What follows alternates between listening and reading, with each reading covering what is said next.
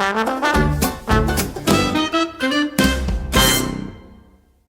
welcome to the Friday episode of the Always Be Comedy podcast. Our guest today is the great Ray Bradshaw. Timo, Ray is heading on tour in 2026 with an all-new show, Coda. Oh yes, he was a return for him on the pod. He was so brilliant last time. I think this one is really, really brilliant. He's someone who can just talk and talk about anything and make it fascinating.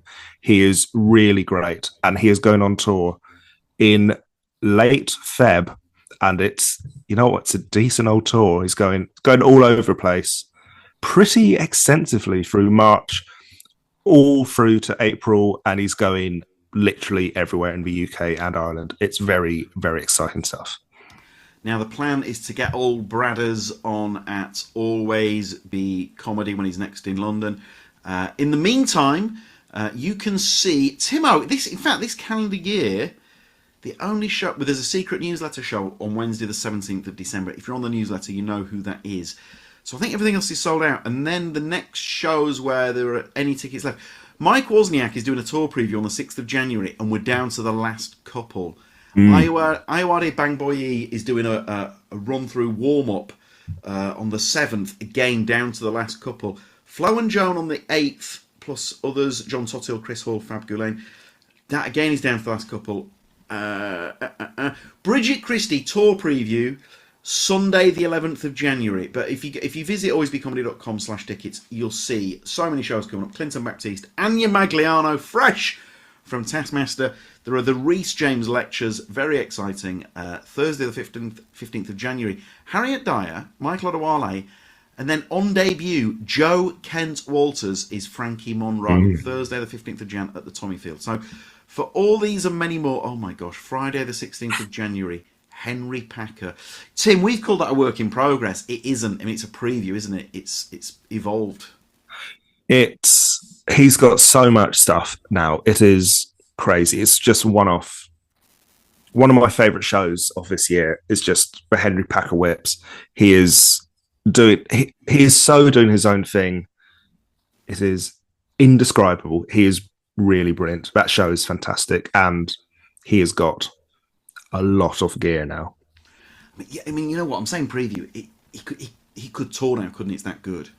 I think so, yeah. I think it's brilliant. But if you've not seen Henry, and even if you have, it's a really special show from a very special comedy talent. For all this and many more, please visit alwaysbecomedy.com/tickets. Actually, while you're on the site, Timo, you can buy t-shirts for £10 because space is at a premium at the Gill House here in Penge. So we're selling off the t-shirts. So there's the merch bit, top right-hand section of the bar at the top. alwaysbecomedy.com/merch. Mike Wozniak, you can see modelling the t-shirts. And then also the e-gifts, we can safely say, are proving incredibly popular. A range of different e-gifts for Always Be Comedy shows, and we will create a bespoke e-poster to go with the e-gift, a must for Christmas. All this and more at alwaysbecomedy.com. And in the meantime, here he is, the great Ray Bradshaw.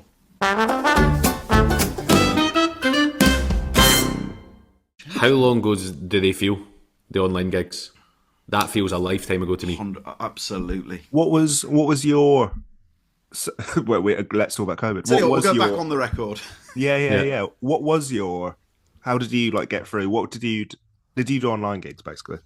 Oh, I did everything. So one thing you'll find is I do literally everything to have a nice life. So today, my day today, that when we're recording this, is 6:30. I did the BBC Scotland football podcast this morning. I've got 3 podcasts this morning. I'm doing a Radio 4 sitcom this afternoon. I'm presenting the Scotland's equivalent of the World Cup draw at 5 o'clock, and then I'm doing 2 shows at Monkey Barrel tonight. And that's my Friday. Tomorrow, I'm playing my first game of 11-a-sides football in 4 months, and I'm going to fucking die. So this is how this is going. In lockdown I did everything. The worst one I did was right at the start, one of the first ones. There's mad stuff. So a company called QTV dropped off 15 grand's worth of filming equipment in my house and I hosted a football quiz for the Scottish FA, maybe the third or fourth Friday, and we had 40,000 players, but they weren't allowed to come into my house, so I had to set up this fancy camera, like proper. They'd do all this streaming for football matches, so I did that. The worst one I did, oh man, the British Foreign Office, diplomats stuck all around in the respective countries. So it was organised by the diplomat for Djibouti, which is just a good sentence. And before the gig started, I'm talking, we've done a meeting before. 30 seconds before we started, they went, for security reasons, you're not allowed to see us or hear us. So everyone switched off their cameras. Oh. And I did 30 minutes of stand up to a blank screen, like I was on Babe Station, like flicking a nipple every now and then. It was awful. Oh, right. Awful. And then there was another one. What's the etiquette on swearing here? Can I go quite... Yeah, all good. Yeah, great. So, Christmas, a comic, I'm not going to name them because they absolutely threw me under the bus, said to me, accidentally, they didn't mean to. So I was in the process of selling a flat and buying a house. It's Scotland, you can afford to do that. We don't live in London. And they went, can you... I know you're selling a house. It's an estate agent's. Can you... jump on and do this gig? I've got COVID, I don't feel well, so I jump on and I do this rant about how some estate agents are sound, some are worse. The worst one of those cunts from Purple Bricks, and it turns out it was a departmental Purple Bricks Christmas party that he'd not told me about. And all the staff loved it, all the management hated it. Hated it. I bet the staff couldn't believe their luck. Yeah, pretty much like he's saying what we think. Like it was, but we all did awful stuff. I did gigs in people's gardens. I did one in someone's garden. Carol Smiley was there. Amazing. Why was Carol Smiley there? She was a neighbour, so you're allowed to do that kind of thing. So me, Mark Nelson, Chris Forbes teamed up, and we did like Christmas corporate Zoom gigs in people's gardens, because England was a lot laxer than Scotland because essentially because of parties at number 10. Yeah. So they kind of had to. So comedy clubs in Scotland were shut for 15 months. So we shut down March 2020, and then the first gig back, so it would have been 15 months, it was the 6th of June 2021, and it was the Glee. Memory. Well, I remember it because that day, it was just before the Euro started, so that day I hadn't worked in ages, so we did 2 gigs at the Glee, I did a radio show, I did Sky Sports, and it was one of those stupid things where, I don't know if you guys ever did this, where each comic had to have a different mic. Yeah. So, yeah. Did you have to do that as well? So as you walked in... Oh, we had different coloured mic covers, remember? Yeah. Yes, That's the only way we could work We that. gave Kevin Bridges the green one for Celtic. Do you remember that? Good. God, I've not thought about that since it happened. The only reason I remember this, so it was me, Joe Heenan, Jojo Sterling, Janie Godley, and each of us had to plug the mic. We could touch the cable weirdly, but not the mic. And Janie refused to plug it in and just held a mic not plugged in and did her whole set unplugged. And it was great. It was so good. But it was just that madness of it. Yeah, there was tons of awful gigs. Joe Heenan, right? Some of his tweets still live in my head rent-free. Wonderful. How does he... Hang on. Right. So much I care about Joe Heenan. I've never met the guy. But I do think about this. Because no one really does Twitter anymore. You know, to the extent where, like, famous people with huge accounts will share something in, like, tumbleweeds. How's Joe adapted there? He works for a few different people writing. Him and Stu Murphy do a film podcast that is really good. What was it? It's Stu and Joe's Big Dumb Movie podcast or something like that. I'm so happy to hear this. Yeah, and he's just a great stand-up. So I'm doing Hogmanay. So the stand always do 27th to the 31st of December, a show a night. Glasgow, Edinburgh, Newcastle. So I'm doing one of the runs with him. He's just a great comic. One of his tweets was something like, when you have children, the first kid, you take 10 billion pictures of them. Second kid, like a lot less pictures. And then the third kid, he's something like, I think they appear in the background of a group shot of a mate's barbecue. Really? I mean, that's really, really good. There's a Scottish comic called Chris Thorburn who's got a couple of tweets that he's done over the years that go viral, and we're talking millions celebrities tweeting it. And I don't know if you've seen it. It's the one of Elliot Gould and one of Sesame Street. And he goes, did you get the picture? He's like, did you make it real sexy like I asked? And it's that picture. And I saw him kiss about it. He was like, yeah, some A-list Hollywood star shared it. And it was like... What, and then it just blows up? Yeah, it just goes. Do you miss the... And it's a weird thing to say about a global pandemic, but Tim and I... hang on, Tim, I'm putting words in your mouth here. When we came out of lockdown, I think there's a part of us that... Because we really enjoyed the online gigs. We did like 300, 350 or something like that. And it's sort of mad that all of that is a thing that no one ever talks about. Yeah. Well, everyone talked about it on stage for a bit. Do you remember that? Yeah. There was that phase of everyone... A bit too long. Hey, remember clapping for the nurses? Yeah, we do, mate. Yeah. Well, a lot of comics were talking about the drive-in comedy gigs. That was a big thing. People talked about that. Generally, just an aside, the best heckle I've ever seen, someone doing a 7-point turn to leave the car park when someone was on stage during a drive-in comedy gig. Absolutely beautiful. We did all of them. I don't. And to answer, right, so what's mad is, so 2020 we couldn't work. 15 months, I went and got a part-time job. I think like most other people did. We just needed, like, I'd gone from on tour with Frankie Boyle in Australia, won a few awards in my sign language show, on the cusp of doing lots of stuff, to nothing. And then 2021, end of 2021, I did one gig with John Bishop, and then John asked me to join his tour for a month, and that was December. And that was the height of the Omicron. Do you remember Omicron? Yeah. So we were the only tour, I say we, it was John and I was just tagging along. We were the only tour opening when the COVID passports hit. So the night that started, I remember Bedford Corn Exchange, we started 45 minutes late because everyone had to get it. Everyone was wearing masks in the front row. It was madness. And we did that tour December, January, and then it kind of eased off February. But yeah, we had, because I remember, what was it? It was so harsh. One of the shows got cancelled because I can't remember who it was. One of the tour managers, someone had COVID and they couldn't let it spread.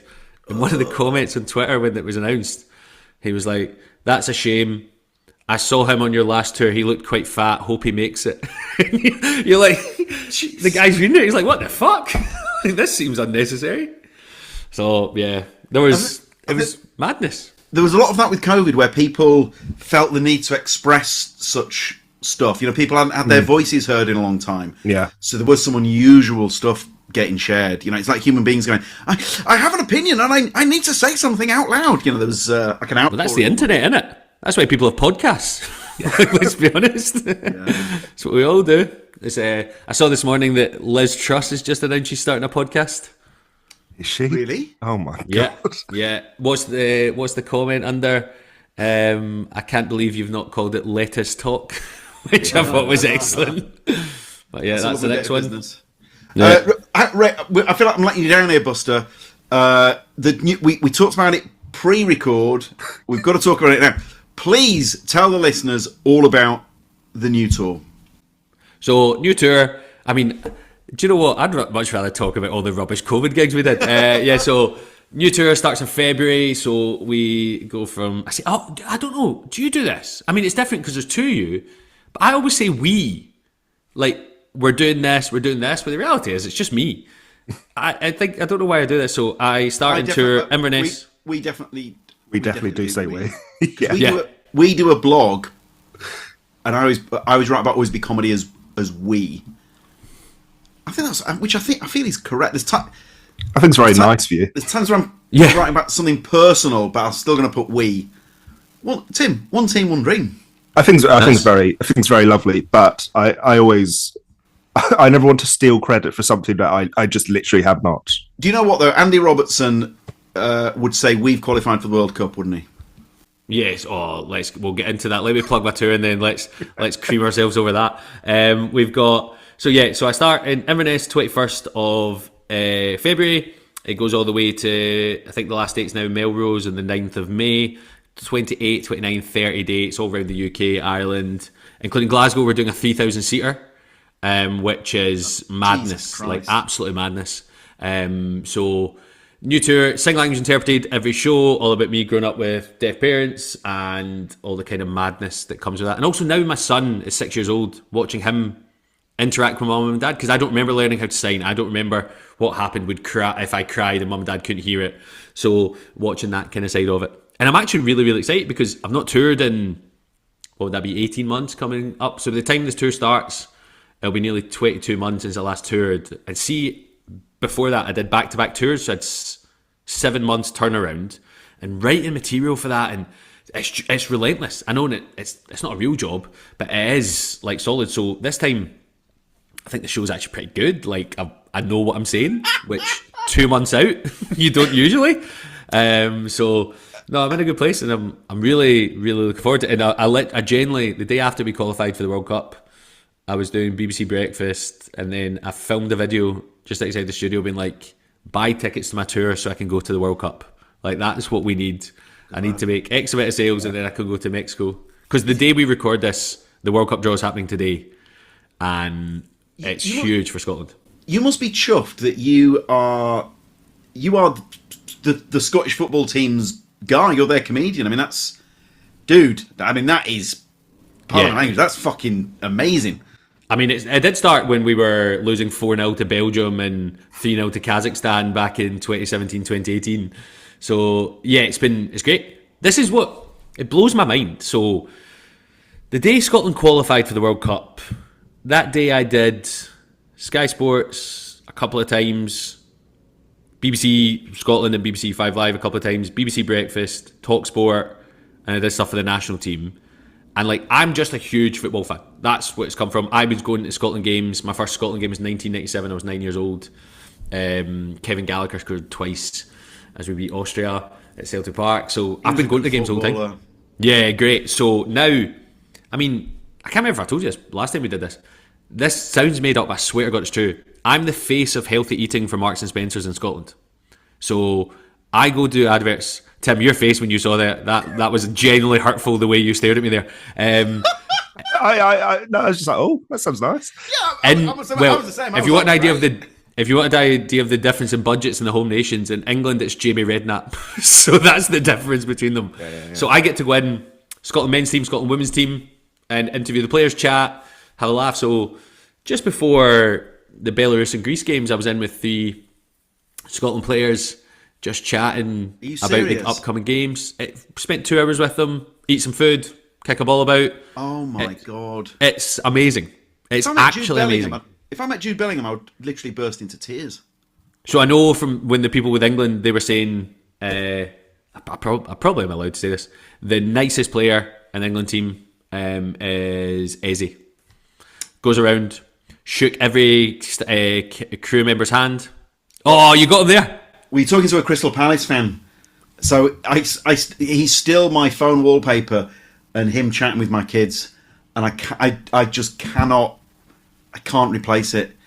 I mean, to be fair, all the players are so lovely, and there's lovely pictures with Mark Gay with my kids, and I watched a video of him going up and speaking to some fans at the other weekend. Mark Gay, he's great. Look, I've even got my little Mark Gay toy right in front of me. This is. What age are you? 7 years old. I'll be 8 next year. I think with footballers, that's the one thing. I'm 47. I'll be 48 next year. But footballers, that's the thing. If I was, say, 6 or 7 when I really got into football, John Barnes, to this day, if I meet a footballer, I turn into that 7-year-old again. So it sounds like you managed to keep your shit together. Yeah, I can. Yeah, like last night I did a Q&A with Pat Nevin. That's what I did last night. Oh my God. Pat's great. We did the Scottish Para Football Awards. So I'm an ambassador for Scottish Para Football. So Scotland have 4 disability football teams. And my cousin's a goalie for the deaf team. So do that kind of stuff. So I get to go in and do all that kind of stuff. And for me, it's just like my dream. Like, so there's a radio show in Scotland called Off the Ball, which has been going for 30 years. Stuart Cosgrove, Tam Cowan. So I'm the stand-in if one of them's not there. So, I mean, the guests we had on it, right. So it's ranged from James McFadden to one of the days I was interviewing, I need to get this right, Professor Sir David McMillan, who's a Scottish guy who won the Nobel Prize for Chemistry 3 or 4 years ago. Wow. And he's from Bellshill, working class guy. Wow. And that kind of stuff. Or I'll do the fan zones, and so recently we had Charlie Adam and Stephen Fletcher. We've had James MacArthur, if you're a Palace fan. James MacArthur did it a few. Oh, man, couple of that months guy! ago. Fuck, Jesus, that dude, one of those players. Jefferson Lerma, who we've got now put in the same bracket. Some players, I mean, they all give their all, but your man there, he's just one of those dudes. He just always. Oh, I'm gonna start crying. Always put a shift in. Always.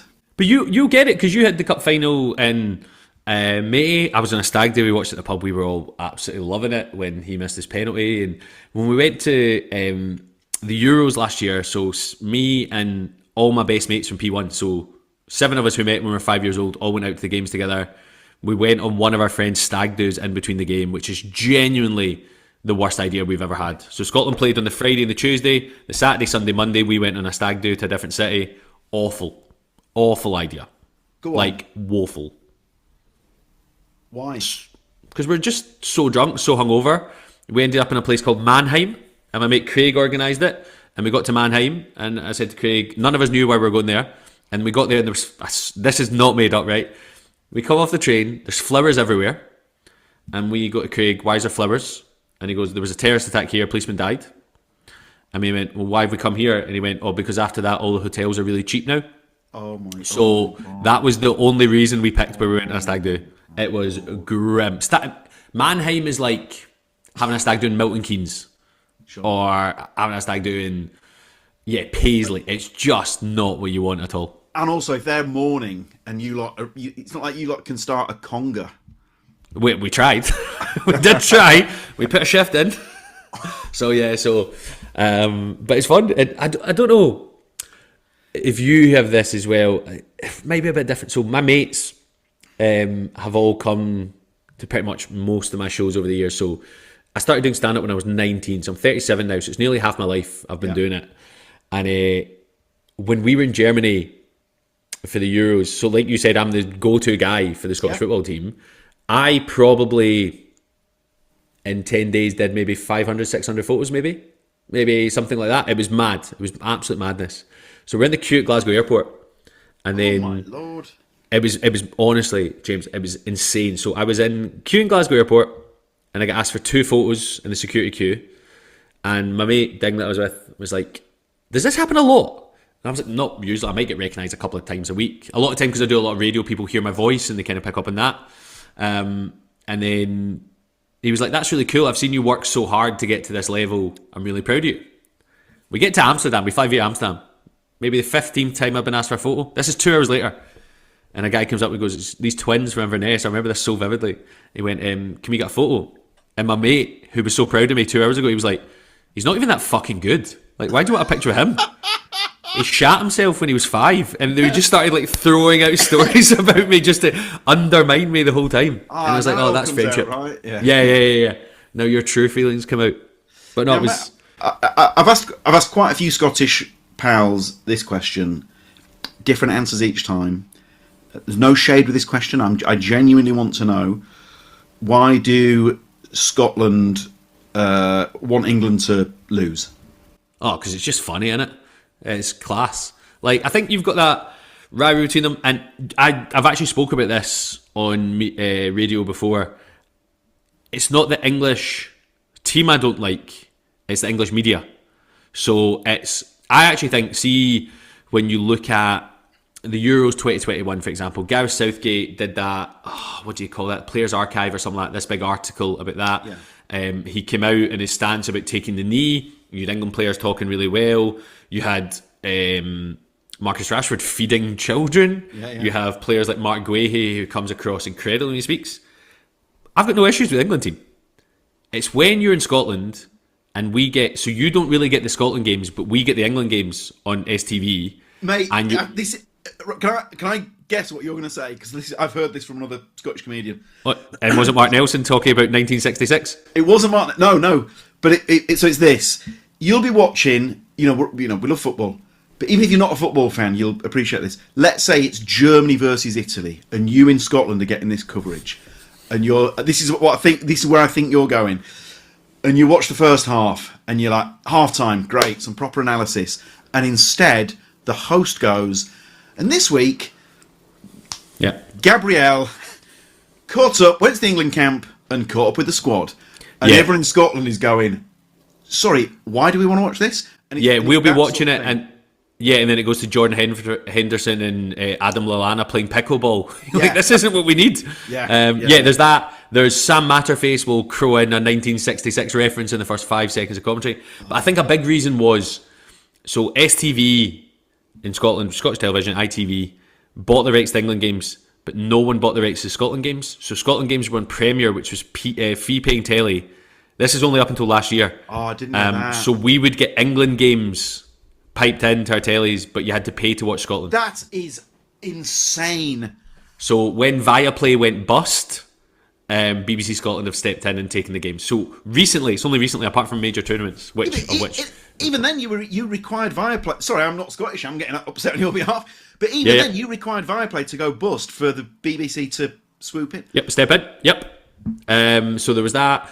The Scotland women's games are always on BBC Scotland, and like the Scotland women's team were such nearly achievers. You've got our midfield is Erin Cuthbert, Sam Kerr, and Caroline Weir, which is a Chelsea player, a Bayern Munich player, and a Real Madrid player. I was going to say that's like a world superstars. Yeah, and we still don't qualify for tournaments. I was at the game, we lost 1-0 to Ireland to qualify for the World Cup, and Ireland won because they had a girl who could throw the ball 40 yards from a throw-in, and they just kept on doing that, and they scored a deflection off it. It was, madness. Now, I'm not your publicist, but I'm gonna behave like your publicist. Great. With the new tour, and I know you've already said you've had more time, and so you're happy with the place that this is in. How are you generating material? Are you one of these guys, notepad on you at all times, or the notes app, or is it more thoughts dropping into your head? What is? I don't write things out at all. So actually, I've got a Radio 4 special coming out in next year. So that's been announced, so that's fine. I'm having to script it. So I'm having to write out the words so it can get past clearance. And I've never done that before in my life. So see, when I tour, I swear, so the hardest thing for me is if I've got an interpreter, I need to give them, sometimes I'll ask for a script, and I go, listen, this is my tour, it's 90 minutes, I've got these 18 words, and that is the tour. Yeah. So I then have to do a preview and record it and send it to them. Yeah. Because sign language interpreters, I don't know if people know this, right? So Dave Wycherley, so I use regional sign language interpreters based on where I am. So Karen Forbes will cover Scotland and the kind of some of the north of England, whereas I'd have Dave Mancini in the southwest of England, who is also the bassist in a Slade tribute band, and yes, he is as cool as you think he is. Amazing. We've got Sean Johnson, who does he does London stuff. He'll do a lot of the BBC Parliament stuff. Regional. So Dave Wycherley, who does Yorkshire, he did my show in Hull, and he was like, I've listened to your show in the last 3 days 9 times. So he'd listened to it back to back 9 times, and I was like, mate, I don't think I've ever listened to one of my shows more than once, ever.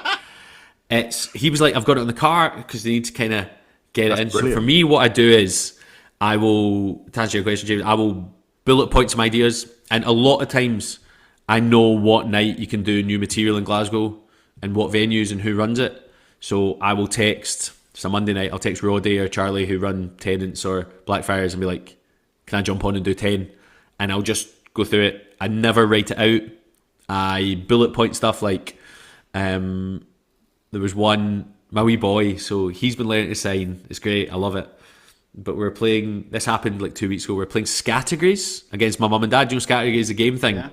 And my son's 6 and he's already aware that I kind of make fun of my mum and dad, so he can chip in.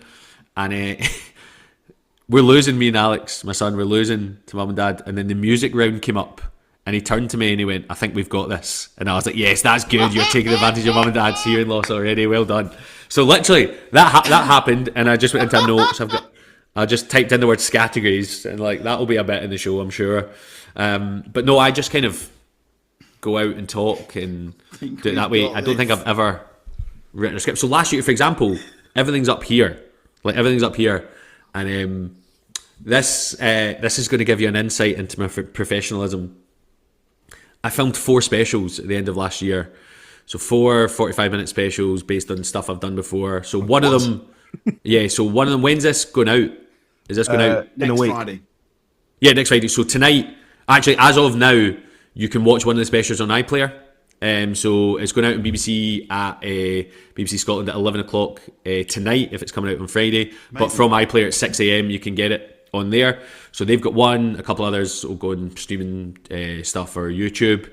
And just before, so I've paid my friend Zach, who directs all the M&S adverts. He directs the Pokemon adverts. He does David Beckham's stuff. So Zach brings up £250,000 worth of filming equipment to Scotland to film, and I wrote my set list for the first special on the back of the running order 10 minutes before I went on stage, because I was like, we'll do this, we'll do this, we'll do this, we'll do this, and he went, oh, what about that bit?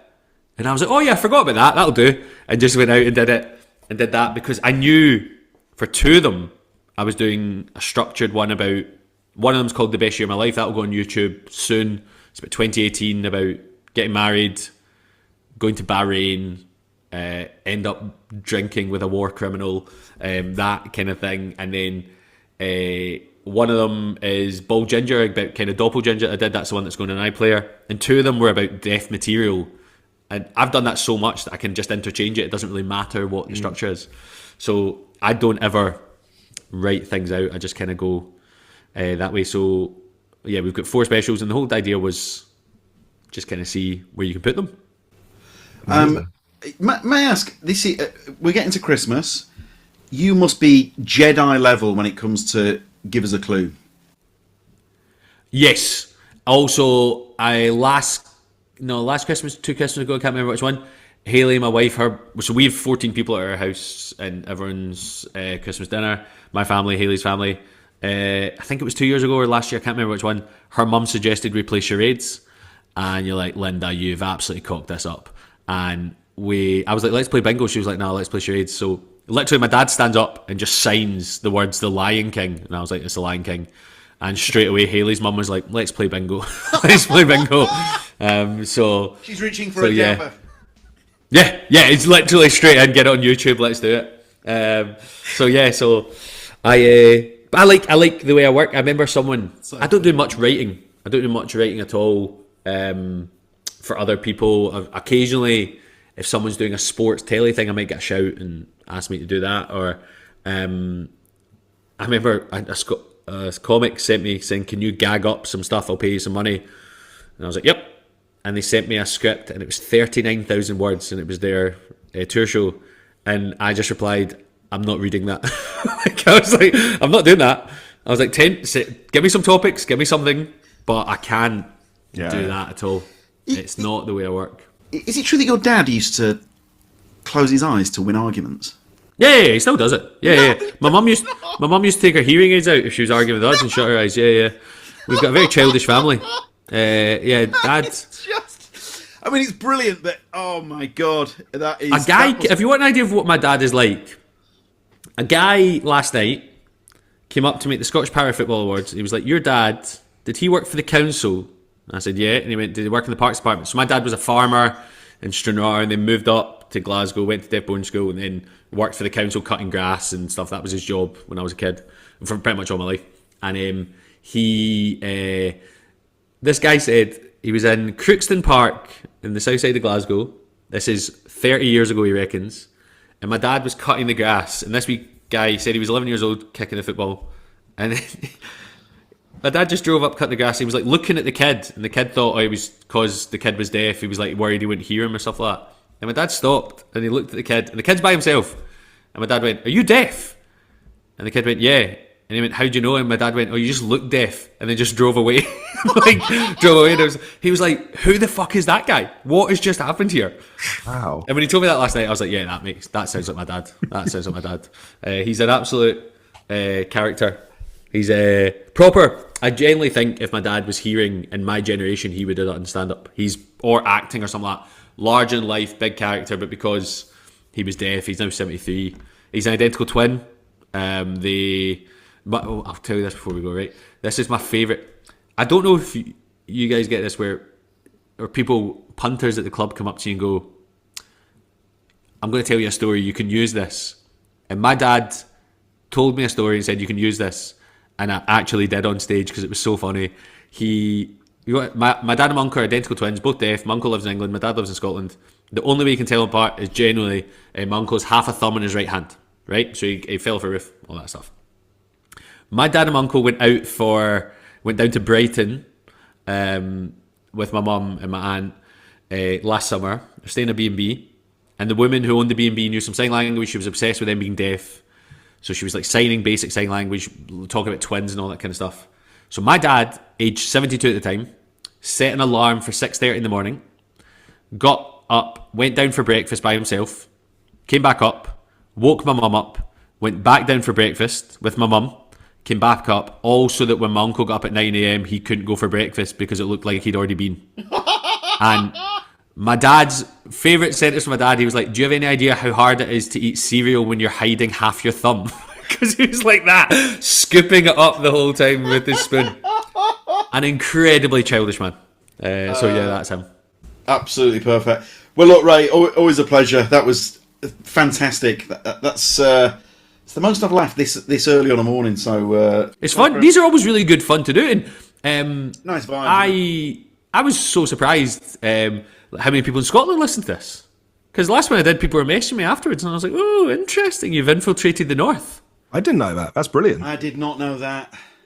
Well, I got a few messages. Yeah, it's good. Scotland, thanks very much. God, I'm really all right, Trump. I'm really glad I went on that anti-English media rant earlier. Yeah, the thing is, just won some more fans. That would boil your piss so much because the person, like, you want the analysis on Germany versus Italy or whatever it was. You don't want to see, like you say, two. So tonight, for example, to give you a peek behind the curtain, BBC Scotland don't have the rights to the draw. So it has to be BBC Central, so I don't know who's presenting it for them. So myself and Amy Irons are doing on the BBC Scotland YouTube stream. We're doing the Scottish draw, and we're interviewing, so we've got people dropping into studios. So we've got James McFadden, Henning Venn, Mark Donaldson from ESPN, we've got a few other people, and they will all be on us because we can't have the draw as a Scotland version of it. This is disgusting. I mean, sorry, I'm flipping over my own table here.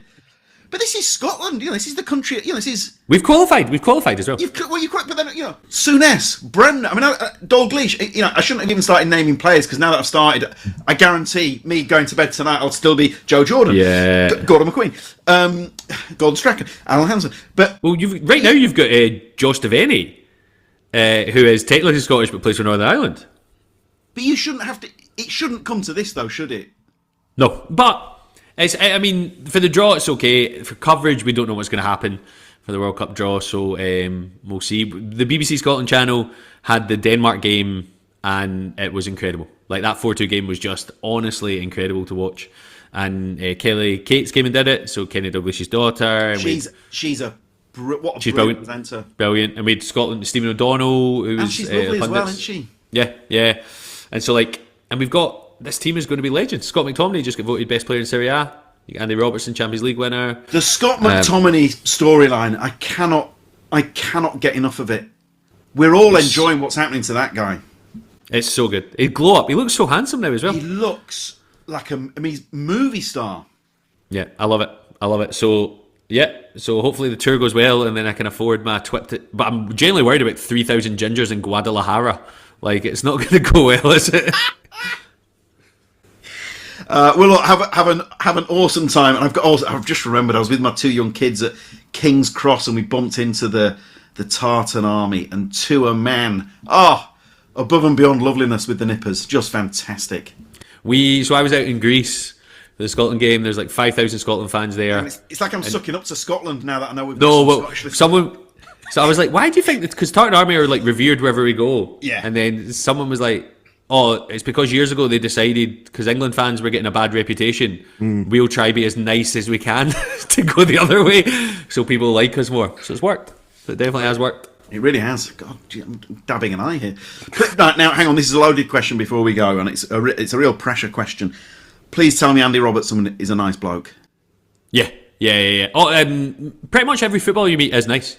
It's very rare you get someone who's an idiot. One of the players told me recently that his partner has had to lock the sweet drawer in his house because he keeps on trying to eat too many sweeties, and I was just like, I love it.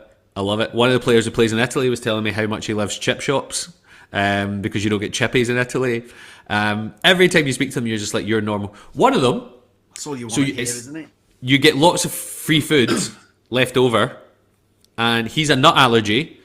And he went to his car and brought out 4 bags for life and loaded up his bags full of nuts and all this kind of stuff. And I was like, have you not got a nut allergy? He was like, yeah, but my dad will eat them.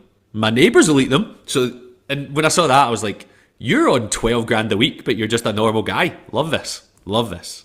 I'm biased. The reason why I support Palace, I was a sports reporter, so I covered them 02 to 05 for a local paper. All the lads there were nice. All the current lot are nice. It just is a shame when you come across one that's a bit of a pillock. Yeah, there's a player that plays for Rangers that goes to the same gym as me, and he wears his Rangers shorts with his initials and his squad number on them, and I think he's a prick. But the rest of them are all pretty sound. Yeah, well, look, you know what? Do you ever find that, because we love football, you find yourself defending footballers to non-football fans, because there's a misconception that all footballers are not pleasant, and I find myself like getting very defensive on their behalf. Yeah, but even like the level so I'm a Partick Thistle fan. We've got a charitable arm, Jags for Good, that goes out and does they buy season tickets for refugees. We do all kind of stuff. We did a fundraiser recently. Last week, 2 weeks ago, me, Mark Nelson, Susie McCabe, Fred McCauley, and Jesus Christ! I mean, you're pissing out there. Yeah, so last one we had Frankie Boyle, Mark Jennings, stuff. I literally just said text. It was amazing watching Frankie go dark, and people went, ooh, and he was like, you watch Partick Thistle every week, it can't be that bad. And I was like, yeah, fair enough. And but with that one, I literally texted a few of the players, and they came down. So our captain came down, Alex Samuel, our striker, came down. One of them had to call up, and they'll come up, they'll do the prize draw, they'll chat to fans, they'll do that. And when you're at that level, they realise the importance of community. It's great. I love it. Mate, perfect. Bless you, Ray. Great to see you again. Good luck with the tour, and we'll no doubt see you soon. Thank you, guys. See you later on. Take care, buddy. Ray. Awesome.